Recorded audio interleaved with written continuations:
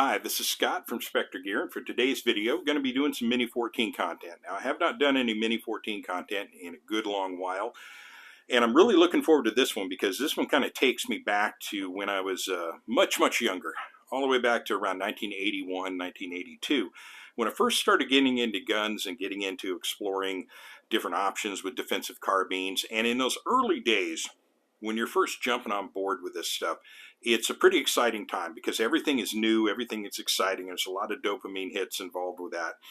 Now, these days, the kind of stuff that kids are lusting after, the state-of-the-art stuff, is something like this right here. And this is indeed pretty state-of-the-art. This is, I call this my snowflake carbine because it is, I think, the only one like it that exists in terms of the exact parts that I have on this and how I have them arranged, and I'm pretty happy with how this turned out. And if I was a youngster, this is something that I would definitely be wanting to get into. But when I was young, this kind of stuff didn't exist.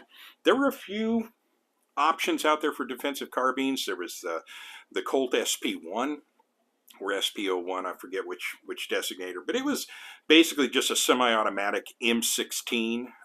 You know, it had the full stock triangular handguard, pencil barrel, birdcage flash suppressor, and it was boring, to be honest with you. I knew a couple of guys that had them, but really there weren't that many people that were running them. They had the Car 15, you can get those, and that had the collapsible stock on it, kind of the grandfather of the M4. And it was all right, but like I say, it didn't appeal to me, and there weren't that many of them out there, and when you found them, they were a little bit pricey, and I just wasn't that interested in it, and not that many other people were either. There was no market at the time in the early 80s for doing your own builds or even accessory wise. There were very few accessories for ARs. It was nothing like it was today. In terms of other weapon systems, it really kind of came down to a lot of people running either M1 carbines or Mini-14s or different variants of same.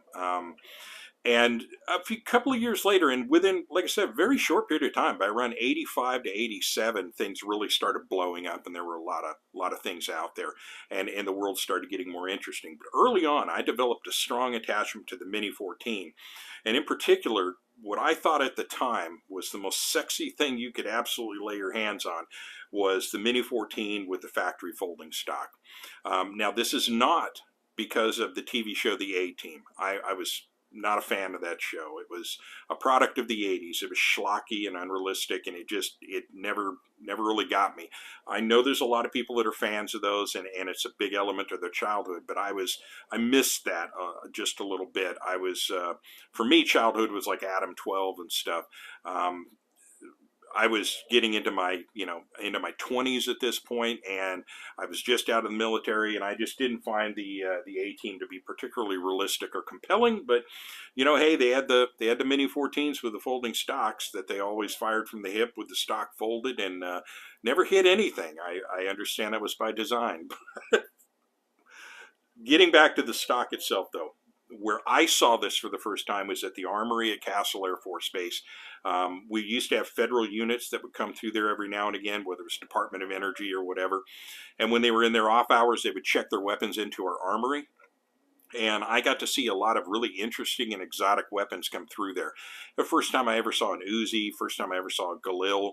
And as part of that, I also saw AC 556Ks, which were the Mini-14 with the 13-inch barrel where the flash suppressor ended just forward of the gas block here. Front sight was actually integral to the actual gas block cover.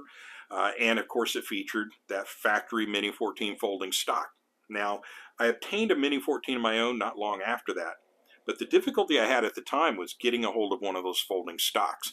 Ruger, for a lot of reasons that didn't make sense at the time, didn't sell things like 30-round magazines or folding stocks to the civilian community. Things have changed a lot in the intervening 40-plus years, but back then that stuff was hard to get. Now, later in the 80s, going into the 90s, there were some limited runs of civilian carbines that were sold with the folding stocks, but everybody that had those, they didn't want to get rid of them because they were good. So these were really hard to find. And if you found them, people knew what they had, and they were charging almost as much as the gun for the stock. And I just never had the kind of discretionary cash where I thought that was a good investment. So I never was able to get my hands on one.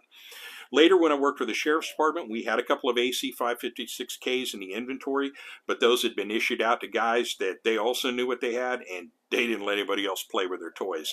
So I had to settle for a Colt AR 6520 as my carbine. But it wasn't until very recently I was able to finally get my hands on a folding stock for a Mini-14 in the factory profile, and that is the one made by Samson, and this is the Samson A-TM stock.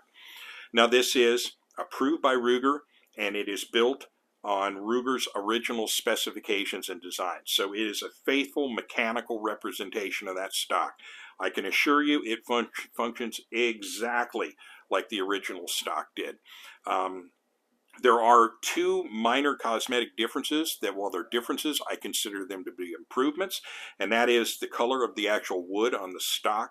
The original stocks had more of a blonde colored wood. This has a darker, I believe this is walnut, and the originals were birch. This is a flat linseed oil type finish, whereas the originals had a semi-gloss to them.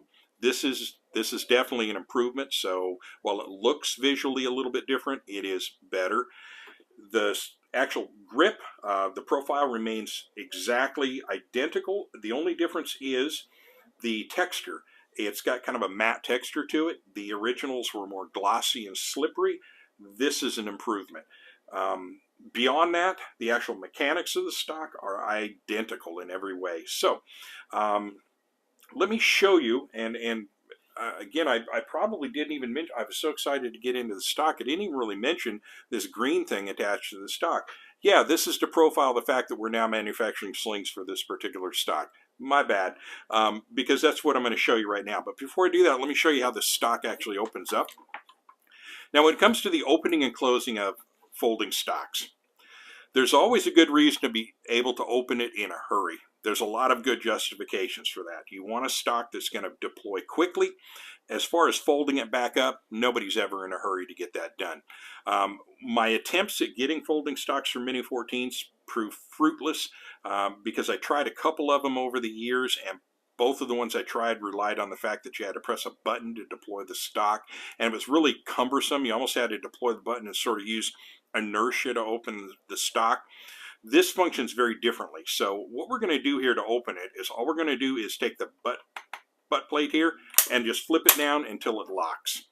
Now that's going to release it from the stock, and then it's just as simple as opening it up and locking it in place. It is literally that fast. Now you'll notice this big stud on the side of the stock. Let me go ahead and close it up and show you what that's for. So to close it, you just press this button and it starts the process of the stock moving forward.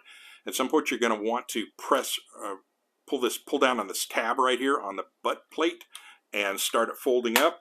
I don't fold it all the way down because you're going to close down on that stud. It goes into an opening on the stock, and then this little U shape, when you close, it's going to lock down on that stud and lock it into place. So it's quick to open up, and once it's open, it locks into place, and there is no wiggle, no jiggle, no movement at all. It is pretty solid for a folding stock. It's got a round tube, so it's comfortable on your face. Well, I've shot other guns that had stocks that had basically flat steel that was incredibly uncomfortable. MP5s, for instance, are awful in that regard. This is comfortable on your cheek and provides a very, very nice cheek weld. The only criticism I'll land on it is this being dark metal on a sunny day, that can actually burn your face if you're not careful. I am going to play with some different camo wraps and wrap it up to about here, which is about where my cheek rests, right about there, and see if I can ameliorate that just a little bit. But for now, yeah, you got to sort of watch for that. Just a quick pro tip there. So let's turn this over and show you how our slings will attach to this particular stock arrangement.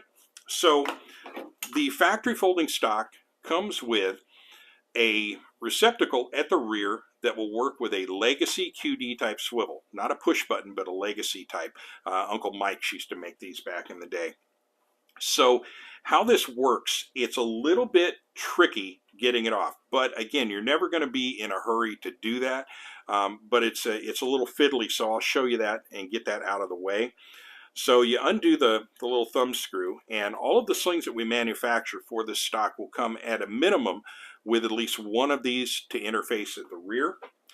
Now, how this normally works, and let me flash forward to the front and just sort of remind you how it works in a conventional sense. So the two variants of this we have are, if you have the BA sling point on the front of your gun, we'll sell you one that has the QD at the rear and a QD at the front to interface for that. Or if you have the bottom mounted sling swivel, we have the wraparound type sling swivel. So those are the two versions. But normally when we're working with these legacy QDs, you undo the thumb screw, you press down, and you just rotate that little gate out of the way, and then it opens up and you're good to go. And to put it back on, just reverse the process. Press down on that, rotate that down, it sets down on the pin, and then you lock this in place, and it's that quick, that simple. At the rear though, it's a little bit different because of the way the receptacle is designed. So in this case, I undid the thumb screw. What we're going to do here is, if you'll notice, you've got your little area here for the hole that the shaft fits down into, and then there's this little cover piece at the bottom. I sort of wish they hadn't put that on there, but they did. So what it requires you to do is something a little bit different. If I press down, all it's going to do is just press that gate against that little stop piece at the bottom. So what you have to do instead is actually push the swivel. And once you push the swivel, you push it enough to where you can actually then move the gate. And I have found that a little screwdriver blade helps to do that. And then that's all there is to it. And there's kind of really only one good way to put this on here. Obviously, you can't do it with this facing down because that gets in the way. So you just run it down. Don't run it all the way down because, as you can see, this little shaft will preclude the gate from closing. So you have to sort of take it down to where it's almost there. Press in, rotate down, and then get it to where it locks into place here. It's a little fiddly. Yep, we are jammed up. Hang on, let me try that one more time. There we are. Okay. And again, I apologize. It's not the greatest design in the world. It's not anything that we were responsible for having designed, but it's a little bit fiddly. But once you get there, once you get it on, it's in place and it's not coming off. My advice, once I got it on there, I wouldn't use that because it's the actual antithesis of the term quick disconnect. I would just disconnect by undoing the tab and just removing it there. And that's why when we provide it with a slider tab. You could, if you wanted a more compact package, run the Sling through there, but we do this to make it a little easier to get it on and to get it off. But in terms of the slings that we're currently offering right now, there'll be links in the description to take you to where you can find the ones that we currently have up. But we will have the full range of 3-point and single-point, or I'm sorry, 2-point and 3-point slings. And I'm kind of jumping ahead. So yeah, full range of both our Raider, Recon, and Raptor slings will be available, as well as our CQB, CST, and SOP 3-point slings. But we're also going to offer a connector for our Viper 1-point slings. And the reason for that is you can, the new connector will feature one of these legacy QD swivels, and you can actually run a single point off of this because it is receiver mounting. It's a great spot to run a single point. So I'm going to be doing a demo later showing exactly and specifically how to hook up a Viper sling to this for that purpose. But with that, that kind of wraps it up. Like I said, I'm really happy with Samson and the design that they came out with for this. It's pretty cool. They did a great job on it. So this is a piece of gear I can definitely recommend. I don't sell it or make a dime off of it. Hell, Samson, I don't even think knows who we are or what we do. But when I run across a product, whether it's good or not, I don't really care who makes it. If it's good for the rest of you, I'm going to put it out there and let you know about it. But secondarily, if you're going to be buying these things, we need to make a sling for you to hang your favorite sling off of that new setup for you. So with that, I will bring it to a close. Like I said, there will be links in the description for where you can find the slings, or you can visit us at spectergear.com and just look in the new gear section. You can find it there. But with that, I'll bring it to a close. Thank you for watching and or listening. This is Scott from Specter Gear. Have a wonderful day.